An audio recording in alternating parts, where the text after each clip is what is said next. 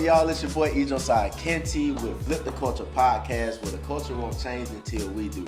I'm here with my homie Joselle Morché, man. So excited to have you here. Thank you for having me. Oh man, bro! Like, I haven't seen you since college. You played soccer. I remember we had a couple of classes with Orcom together. It's just so excited just to be in Nashville, to be out of the regular setting of just the studio that I'm normally in. This is dope. It's great. It's so surreal to be in person with you again. Yeah. Right? Like, and a lot has changed.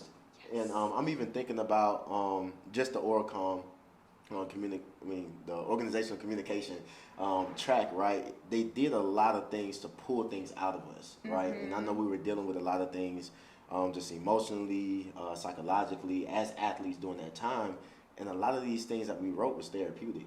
Right? Would you agree? Yes. Okay. I actually brought one. Yeah, so whenever we reintroduce ourselves to each other, I started kind of reflecting back on, my time as a college athlete and what that was like. Right. And when I was in school, since it was so prevalent at that time, and I've always loved writing, it kind of came out in assignments. And so I actually found this one thing that I thought might be nice to read. I'll start off, let's see. So burning, aching, and nothing to do but push through or give up. One more stride or fall to my knees. I fail at my one job or I succeed. But is it succeeding if I fail my future?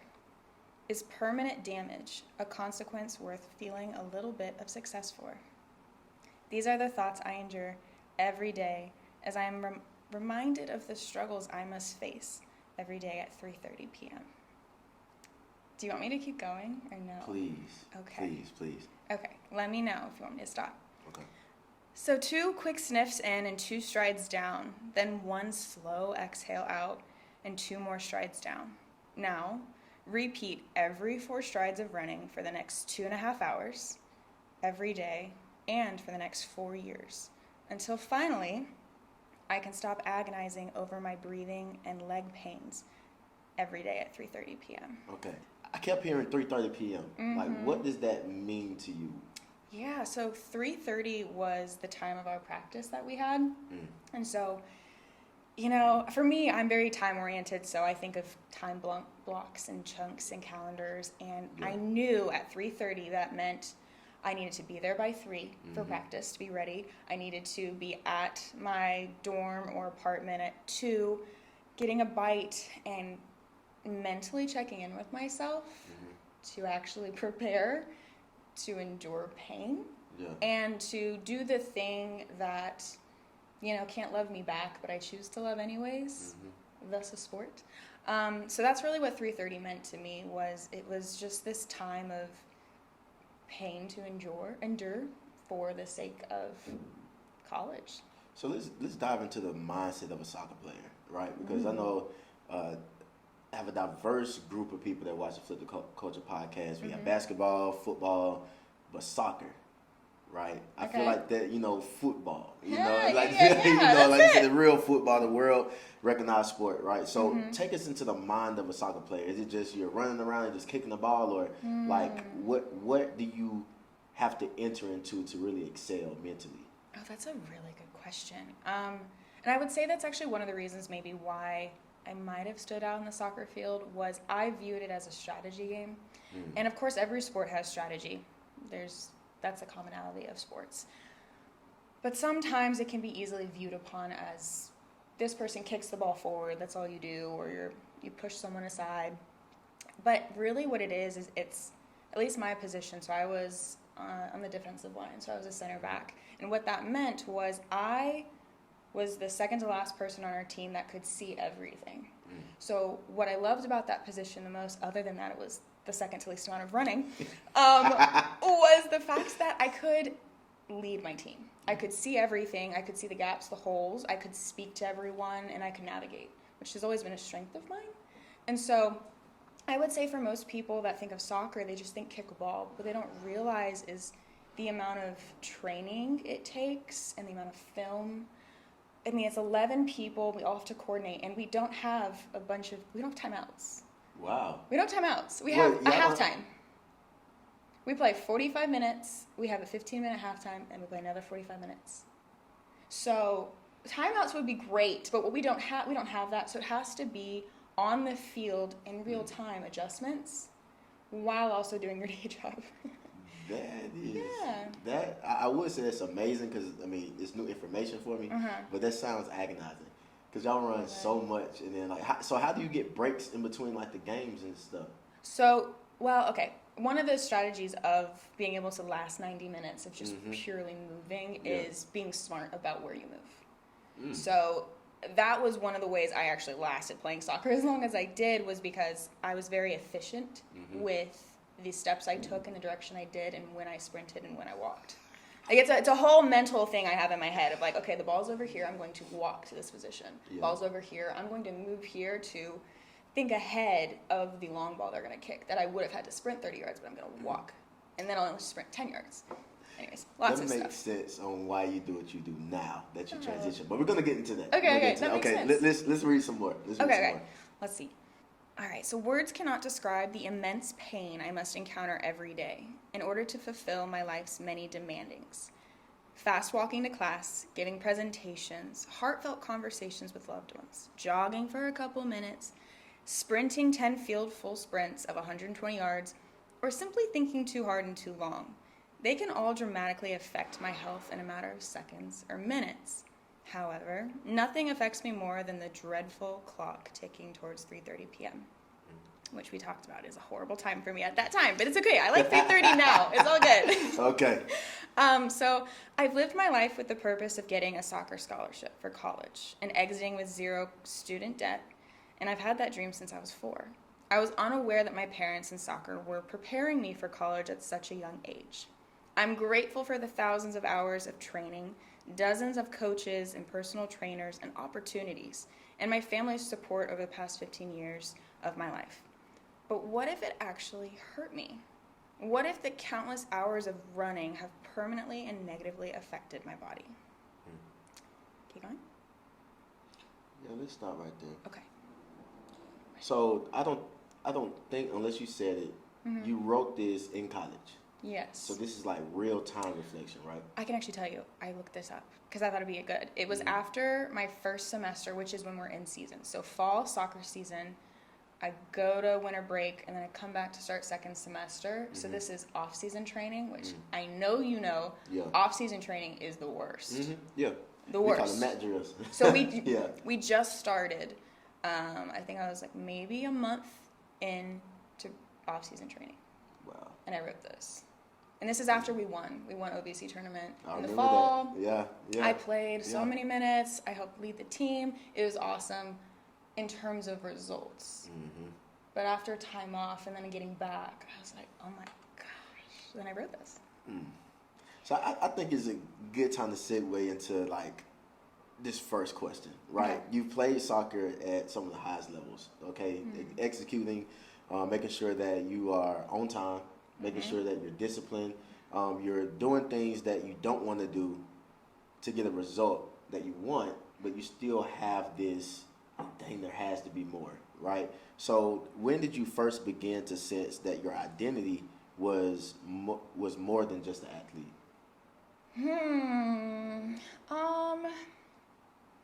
More than just an athlete. It's really hard to pinpoint an exact moment because I truly have been playing sports since I was 4. Yeah. I started soccer when I was 4.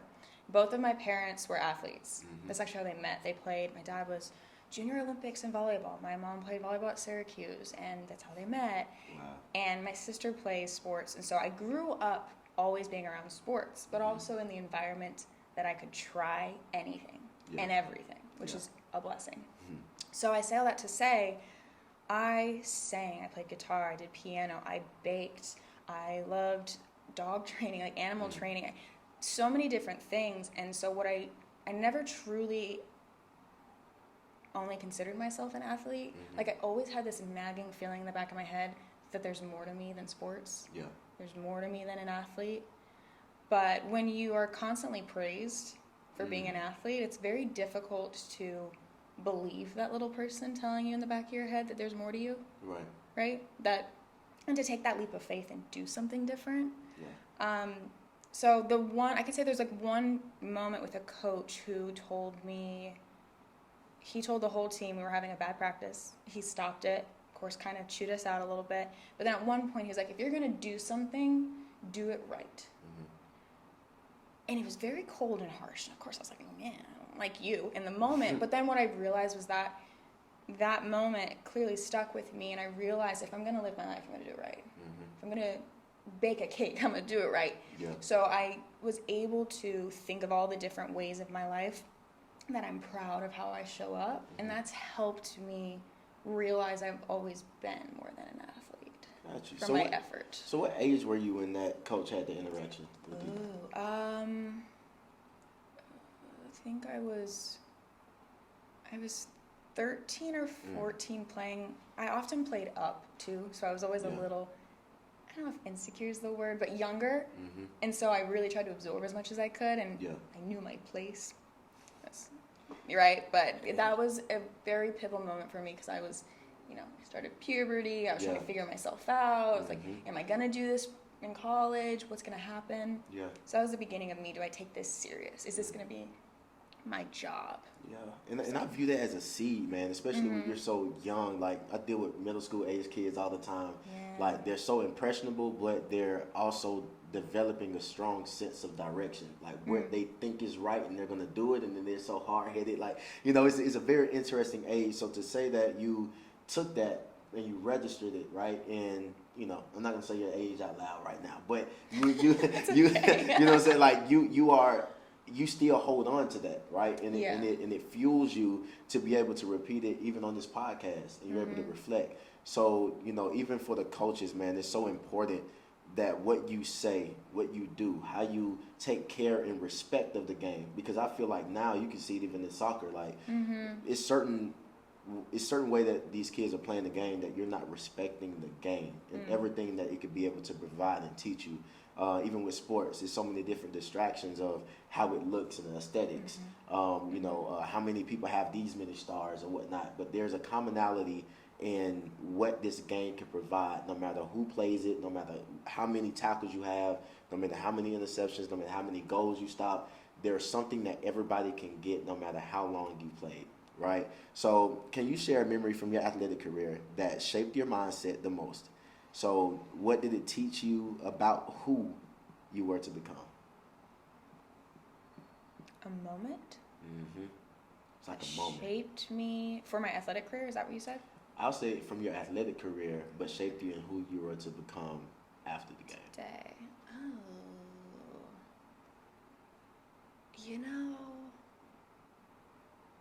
It would probably have to be when I ended it. I mean, so there's always this fight in my head, a little bit of theory for it, cognitive dissonance, right? Okay, Bringing it back. Let's So I had this inner belief that I wasn't a quitter. That is the word us athletes don't want to be associated with. I'm not a quitter. I don't quit. Well, what I was learning and trying to overcome was that I actually wanted to quit. I wanted to be a quitter, but I was trying to figure out how to not be a quitter, but also quit. Yeah. So, but the reason why is because I had a lot of medical issues, but really I wasn't happy anymore doing something that I thought was going to take me far. And it was supposed to pay for my undergrad and graduate school. Right. That was part of my deal. I mean, that's a lot of money to turn down. And that's why I viewed it as a job. And that was my plan. So the moment that I gave myself, and I even talked with my boyfriend at the time, talked with my parents, I think I talked with my sister, maybe even some of my closer teammates, and I explained like how hard this was for me. And I almost had to seek permission outside first before I could give myself permission to basically quit my dream. Why did you say that? Well, I think, like I said, when I was 4, I started playing, and I had this path, I had this trajectory in my head of where my life would go, what it would look like,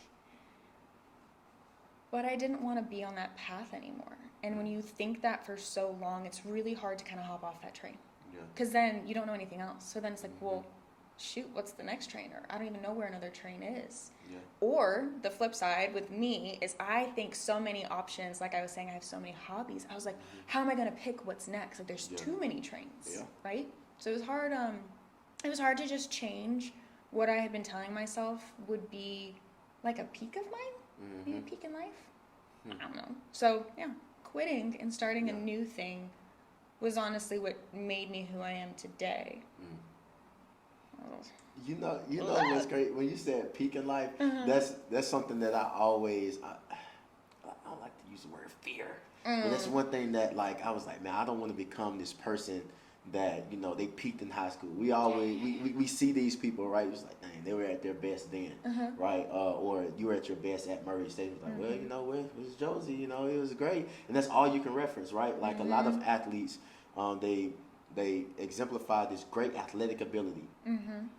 They're playing at their highest level, but their life gets stuck in that, and it's like the transitional periods of their life didn't follow after that. So when did you start prioritizing your mental health and the way that you thought about the game in a healthy way? So post-sport? Post-sport. So you transitioned after it. It's like, man, you know what? I still have this love for it, even though it was painful, but I'm starting to think about my experience a little bit Healthier. Okay. So first and foremost, not quickly, not easily. Yeah. I think it was a year, I basically did nothing physical for a year. First of all, horrible for your body. I don't ever recommend anybody do that. I mean, I went so cold turkey. I had none of an ounce of me that wanted to do anything. I think I take that back. The only way I could do anything physical was if there was such a reward at the end of it that it was worth it. Which is going to sound really silly, but there used to be a barn near my apartment when I was still in Murray at the time, and I would convince myself to jog so I could go pet the horses. Like, how sad is that? I get it. I truly do understand. Like, that sounds ridiculous, but I knew, like, we all know exercise is important, and I was tired of being stuck. So that's an example of, like, it was really hard for me to do anything physical because it reminded me of, torture is a really harsh word, but it's what it feels like when I think about all the practices and training. But then that's physically. Mentally, though, it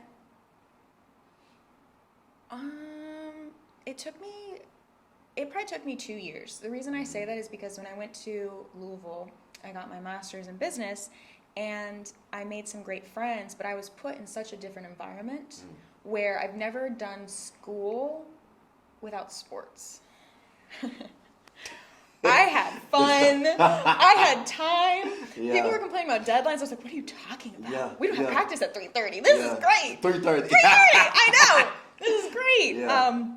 So I would say it took me 2 years making new friends, having new goals and dreams, and just seeing new possibilities for my future, for me to then be able to reflect back healthfully, thinking, I'm starting to like where my life's turning up, like where it's going. And I can kind of talk and reflect back on my life. And I can also, and we haven't necessarily talked about like any of my physical issues when I was playing, but I was able to look back and realize that it could have been slightly self-inflicted, and my brain was trying to get my body to follow suit, that I was ready to be done. And that's okay with accepting. But I fought it for a long time, post-sport, to admit I was a quitter. But I was, and I am, and that's okay, because I'm a starter at something else now. It's great. Well, I have to disagree with you. I don't think that you were a quitter. And the reason why I don't is because I think everything has a season, right? So it's like, if it's a season, it's going to come back. So it's going to come back in a different way. Like soccer is with you even now, right? You're explaining it, you're living the experience. So even like seasons, I take it as seasons, right? So summer, it's like summer didn't quit on this. It just said, you know what? It's time for fall to step in. It's time to transition into winter. Then it's time to, and then it's like, wow. So I don't think you're a quitter, me personally, because then that means I'm a quitter. Because I play sports too. I guess I'm like trying to take away power from the word quitting, because it was so ingrained in me from a long time that we don't quit. We don't put our arms like this at training. We don't like all these rules, and I'm learning to break all of these rules that were placed upon me as an athlete. Mm-hmm. And I'm with you. It's like, I don't think it was like I'm not labeling myself as a quitter. I am in terms of a past phase of life. Mm-hmm.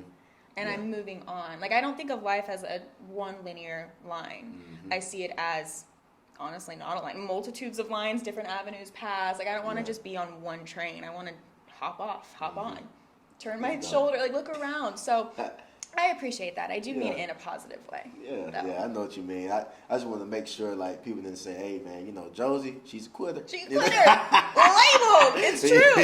Yeah. But, so let's talk about some of the health concerns, right? Okay. Because, you know, when I knew I tore everything in my knee except for my PCL, you know. Which nobody knows what the PCL is. Okay, I don't either. I just know it was still intact. You're like everything else. I learned all of that by, like, going through injury. Like, I'm Mm-hmm. like, man, I didn't know where an ACL was. I know it was on the knee, and the LCL, which is on the lateral, then the MCL is in the, you know, the inside of your knee, like whatever. Interior. Interior. Yeah, there we go. Interior. I learned some of these. Yeah, I'm with you. I didn't know either. Yeah, so I'm like, okay, I'm learning all this stuff about my knee, but, you know, during that process, I knew something was wrong before it got chronic. So it was, I don't even know if I told this story, but we were doing fall camp. It was my freshman year. It was the first time, like, I was like, man, I'm threatening for, like, a starting position, like I'm in it, right, as a freshman, and my leg, I literally feel it leaving my body behind. So every time I run, I feel my leg dragging. Like, I couldn't do, like, a full high knee and stuff like that. Had a knee brace from a previous knee injury, so I'm still continuing to practice, and we're doing, like, this figure 8 drill, which causes you to, you know, pivot a lot. So I literally looked down in my knee. If this is my knee joint, it was like this. So that's my ankle. So I popped it back in place, and I tightened my knee brace back up, and I went into the next period of practice, and I just kept on going, right, until I jumped over the pile, landed there, heard 4 pops on the 35-yard line, and the coach moved the ball up 10 yards and continued the next play. So I realized that somebody could be having the time of their life, and then somebody can be having the worst time of their life, all in the same moment. So that's the power of perspective. And life continues on. With or without you.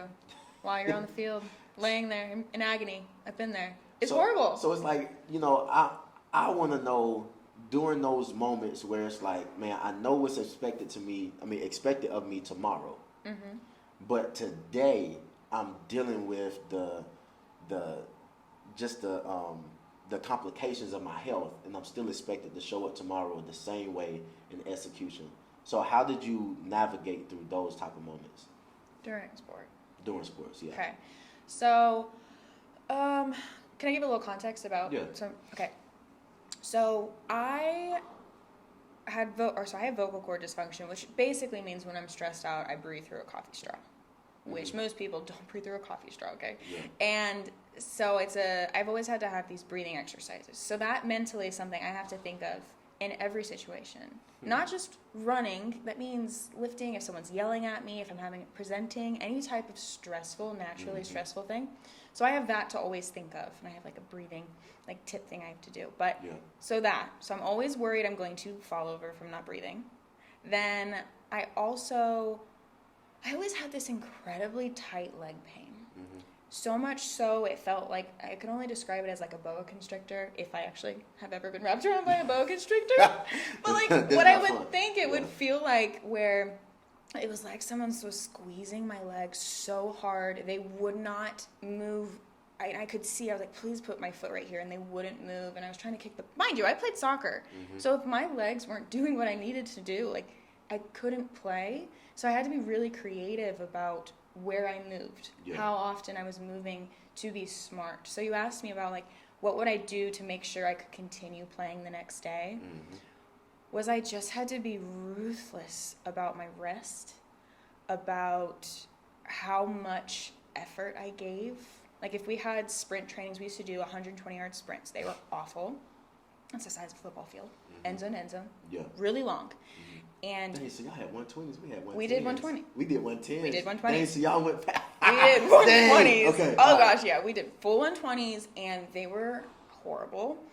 But what I would remember was it sucks too, because it's almost like public shaming in a way of when you do team sports and there's some type of tests or endurance markers.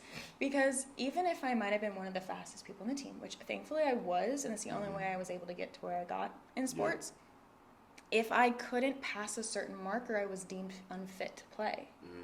So I had to murder myself because I didn't understand why my legs would give out. So I had to, and I would fall over sometimes during games. Like the ball would come to me and I would fall and the ball would roll out of bounds right in front of me. And I'm just watching. It's almost like you watch your career like run away from you.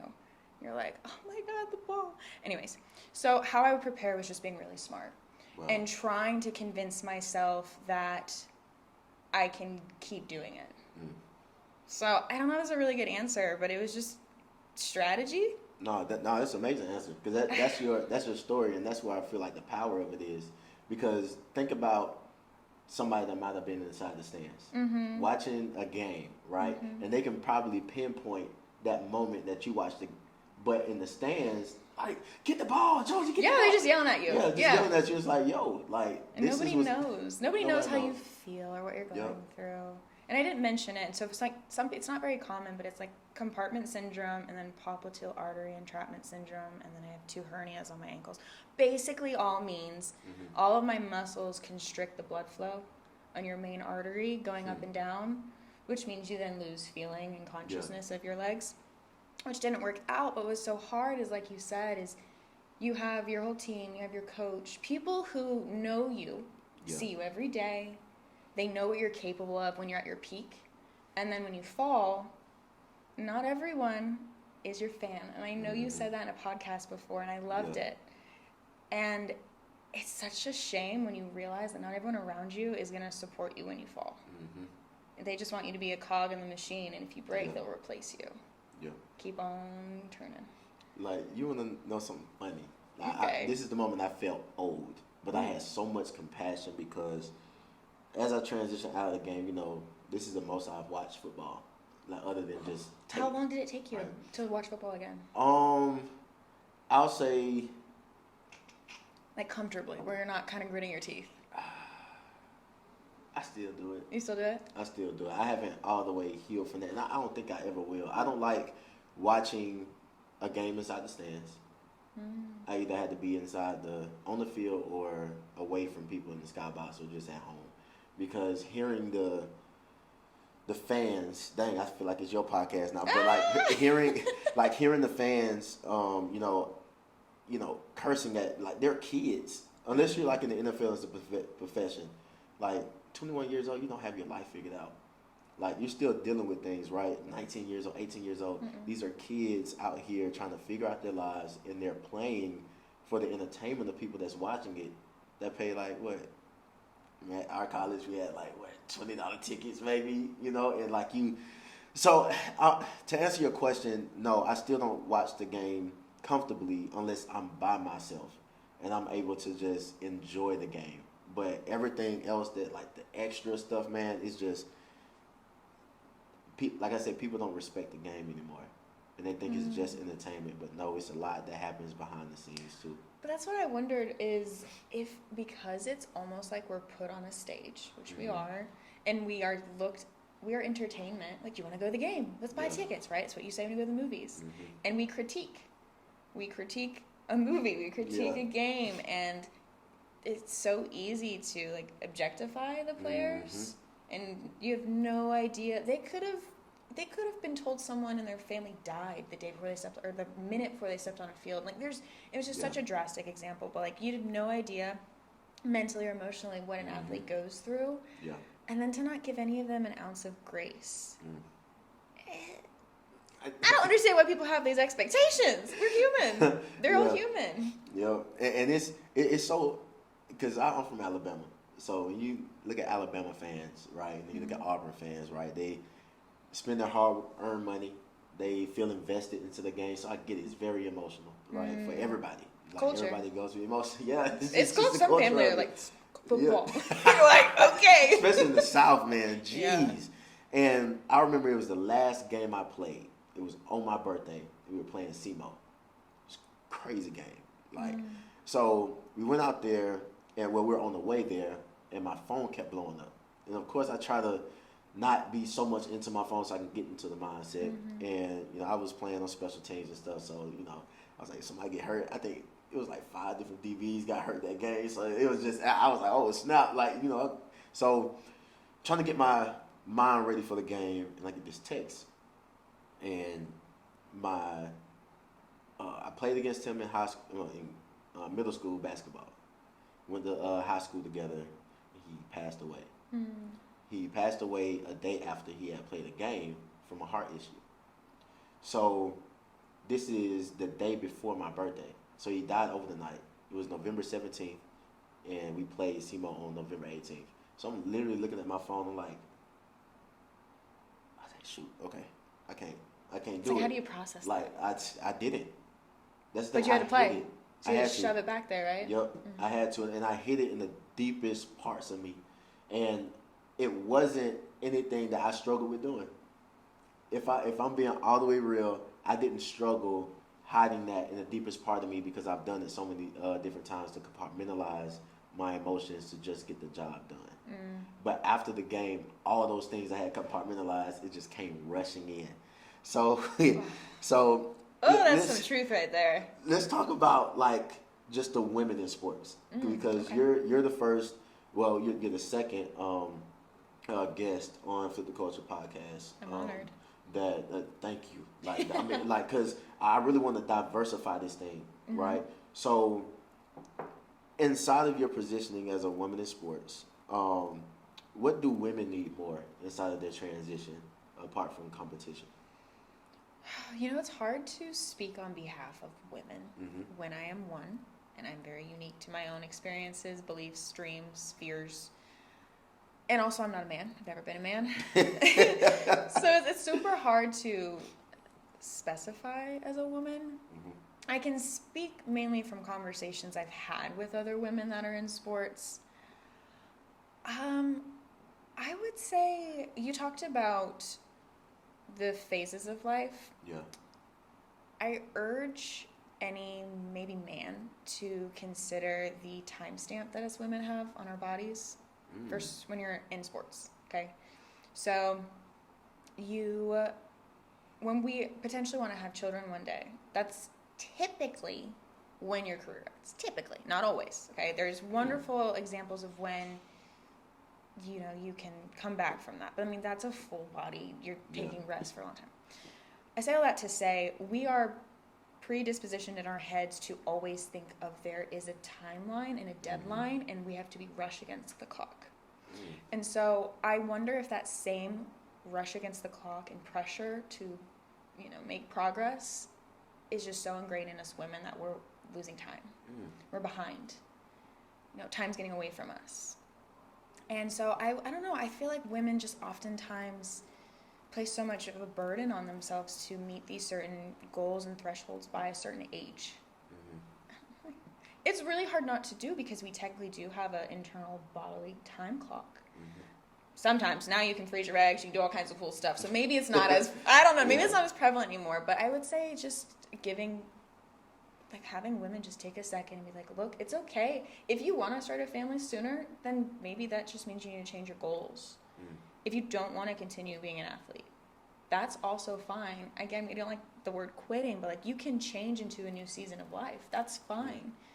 But I think sometimes it's like that permission of, hey, we can change if we want to do something that's on a time crunch. I know I kind of rambled. Does that make sense? No, that was good. I have to be open to receive that because I'm just infatuated with just the perspective. Yeah. Because you never think about that. I mean, it was one of my homegirls. She played basketball. She told me if she were to get pregnant, it would be just as if she tore her ACL. I mean, you think about the average ACL recovery, 9 months, pregnant, 9 months, and then you got the recovery, and then people talk breastfeeding. About oh, dang. I'm sorry. Ow. That's a lot. Dang. Yeah. So it's so many different factors to it, and I'm not pregnant right now, but I'm in love. But if I was playing right now, I would genuinely have to consider the timing of it, and do I want to be incredibly specific on it? And you're like, oh my God, I've never even had to think about this, which is fine. It's normal, but for women, it's always on our mind. Always. Dating because it's always there. That could be good for just a man that's dating an athlete, right? Because it's like, okay, if I'm dating an athlete and I have this vision of leading a family one day, and she wants to pursue her career inside of sports, you know, that type of dialogue I think is needed inside the relationship, and I've never thought about that. Up front, yeah. Yeah. Wow. For example, my sister, she's a pro soccer player, and her life may change and her goals may change, and I don't want to speak on her behalf, but she has shared with me her goals are massive to become a great goalkeeper as a soccer player, and then to have children, right? Yeah. So there's a timestamp of this is how much time I have to make my dreams come true. That's a lot of pressure. Yeah. It's a lot of pressure in the sports world. It's kind of a lot of luck. It is to continue going, and for relationships, I mean, she has a boyfriend now, but like they've had to have that conversation. Yeah. Because you can't be with someone if your timelines don't align. It's all about timing, right? We've all heard that with relationships. Yeah. I even think about equally yoked, right? Like a yoke of an oxen. If you have two oxen there, and let's say you're in a relationship, and this oxen has the capability of pulling 10,000 pounds.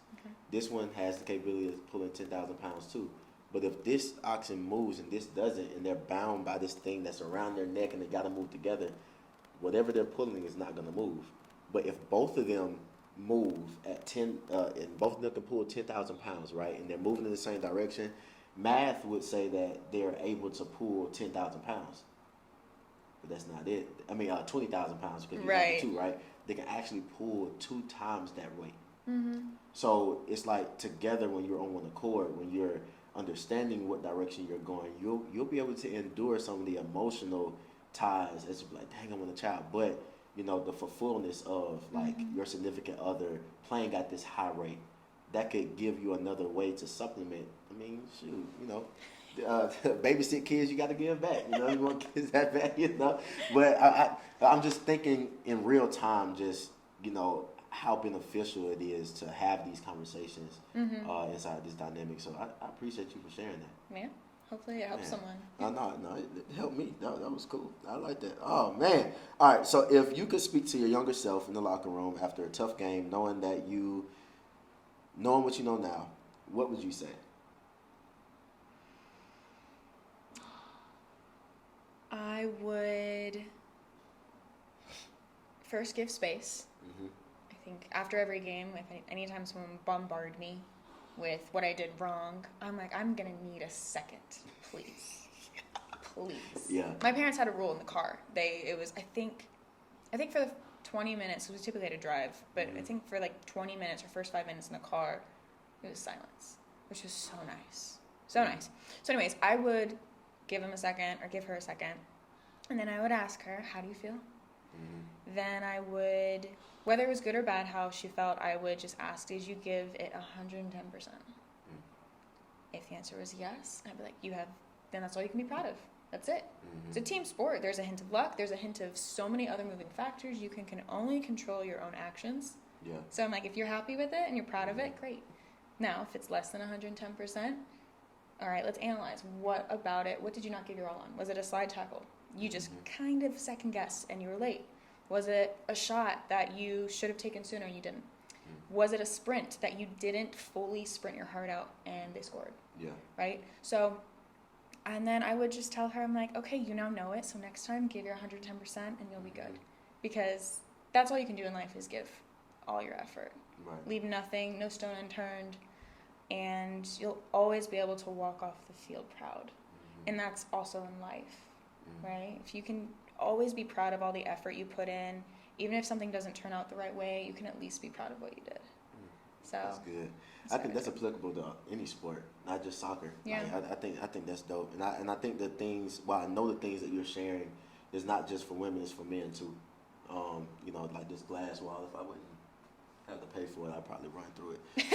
What does flip the culture mean to you in terms of athlete, mental health, leadership, and post-sport purpose?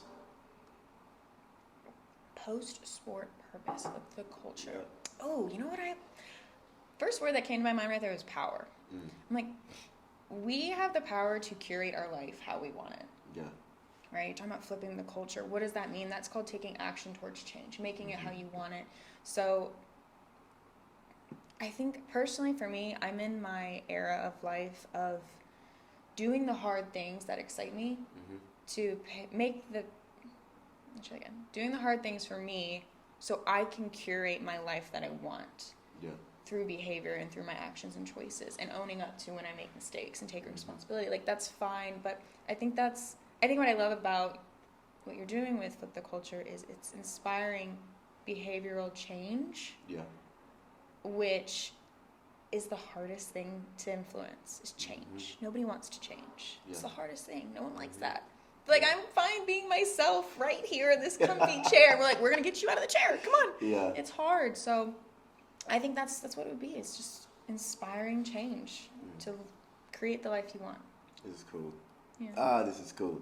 All right, so what legacy are you building now? Because we talked about, we hinted on it, what you're doing now, because of your mindset of just what made you into a good soccer player. You said, like, I took calculated steps, right? I've never heard of anybody explain the game of soccer that way. I viewed football as a way of angles, because even if you were the slowest player, if you took the right angle, you'll always make it to your destination to make the tackle, right? So when we start talking like this, how did it correlate or translate into your life now, into what you're doing? So, okay. So yeah, I hinted on strategy, and you're right. Most people don't describe soccer and their style of play as strategic. Yeah. But I've always loved asking questions. I one time got kicked out of class because I asked too many questions. Wait, This is middle school. I'm not saying. Could you imagine kicking out of college? I'm like, okay, I was fine. like, what, the class we was in together? Right. That's funny. No, it was middle school, and it was because I love standing up for people, and I love questioning systems that don't make sense.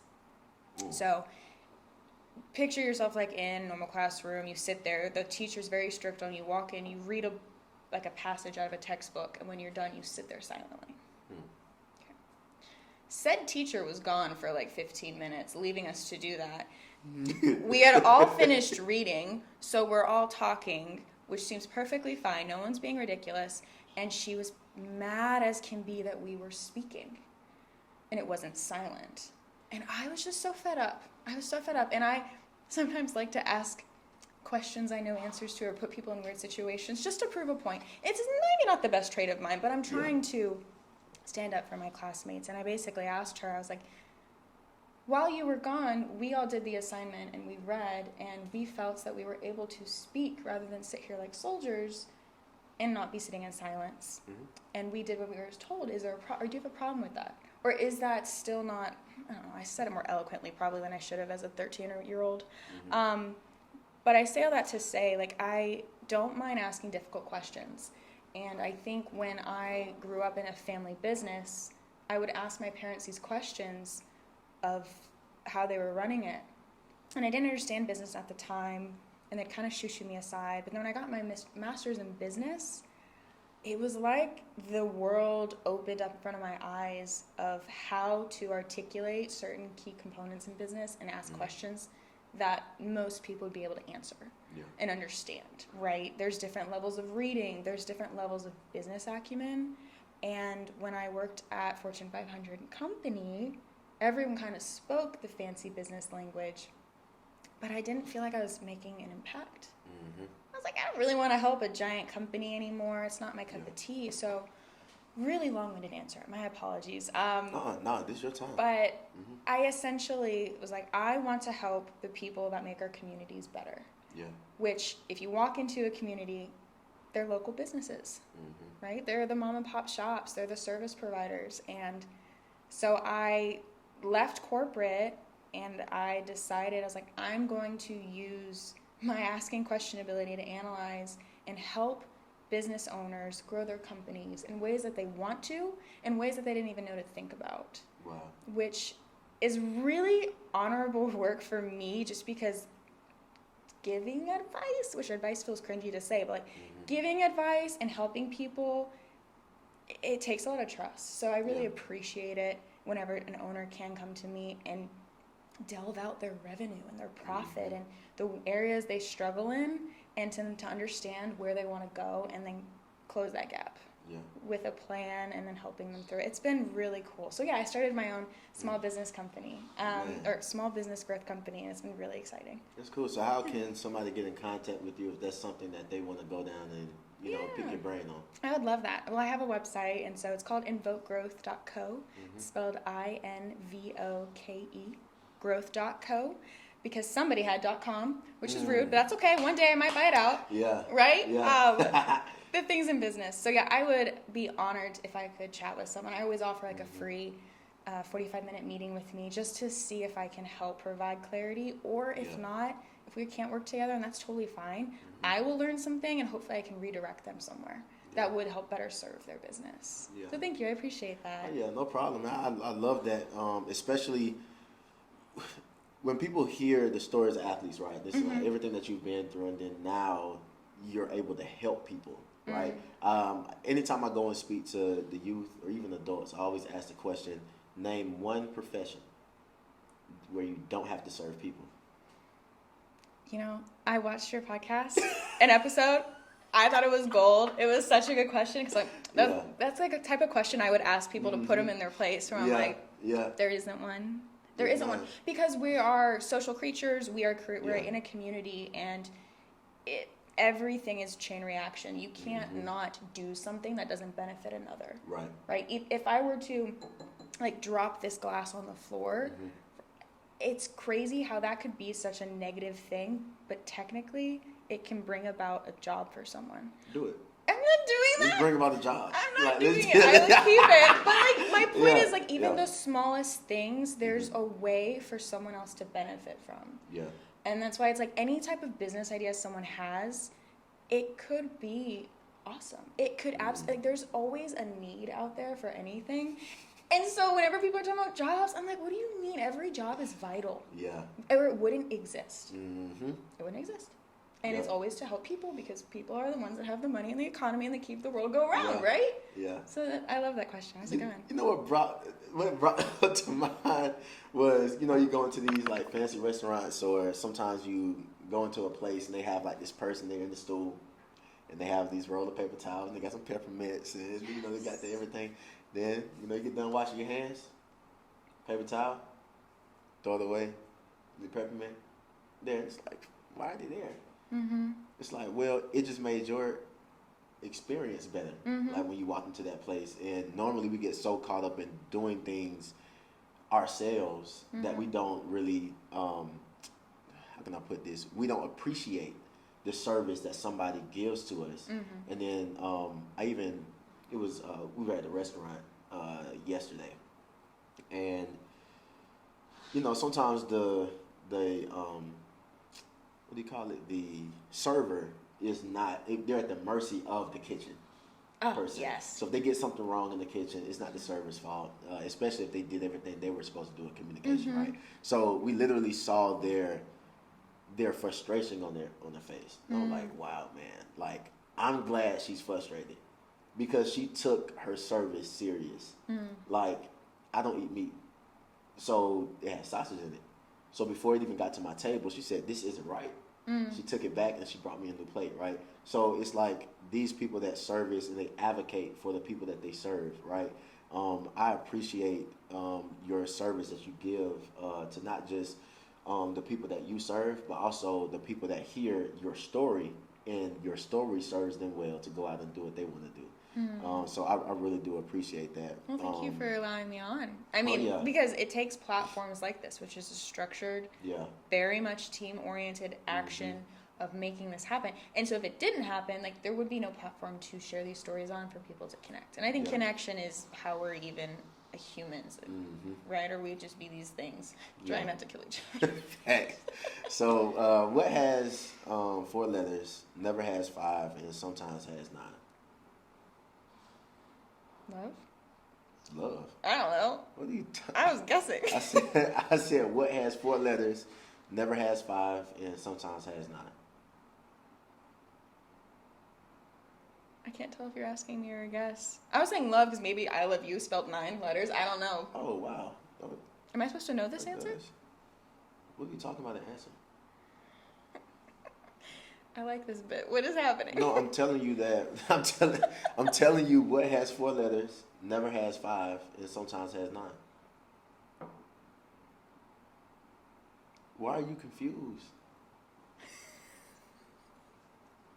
I have no idea. It's not a question. I'm telling you that what has 4 letters, never has 5, and sometimes has 9. I'm telling. Spell what? What? Yeah. WHAT. 4, right? Spell never. NEVR. Is this a mental exercise? No, it's not. I'm just telling you a fun fact that what has 4 letters, like the word what, WHAT, and then never has 5 letters, NEVER, and then sometimes SOMETIMES has 9 letters. It wasn't a question. It was just telling me. Oh. It just came in a weird okay. time on the podcast. All right. Do you have anything else that you would like to tell the people before we get done with this episode? Oh my goodness. No, other than the fact that I loved reading your book, and wow. I can imagine it took effort and lots of time and retrospective to look back on your past and to find learning experiences and be able to articulate that and use analogies and sports for people to learn. I was really impressed. So kudos to you for taking on that underfeet. Thank you so much. I don't think I said that right, but nice. We understand what you mean. But what you read at the beginning of the show or the podcast. Yes. Like, I ain't gonna tell you need to write a book, but that needs to go somewhere because oh man, like, it took me back because it sounded like my love letter that I wrote to the game. Aww. So if every athlete wrote a love letter, it would sound subjectively a little similar. Yeah. It would. No matter how you left the game, it's always depending on how long you played it, it's a separation that's not pretty mentally because everybody doesn't deal with injuries with their departure from the game. But the emotional standpoint, the psychological standpoint, in which while we're doing this podcast and the work that we do at Flip the Culture, I think it's very beneficial. So thank you so much for your insight. Yeah. I got better today. Oh, I did too. I did. It's like a mini therapy session. No, for real, man. Thanks for letting me share. No problem. So thank y'all so much for tuning in to Flip the Culture podcast, where the culture won't change until we do, and we'll see y'all next time.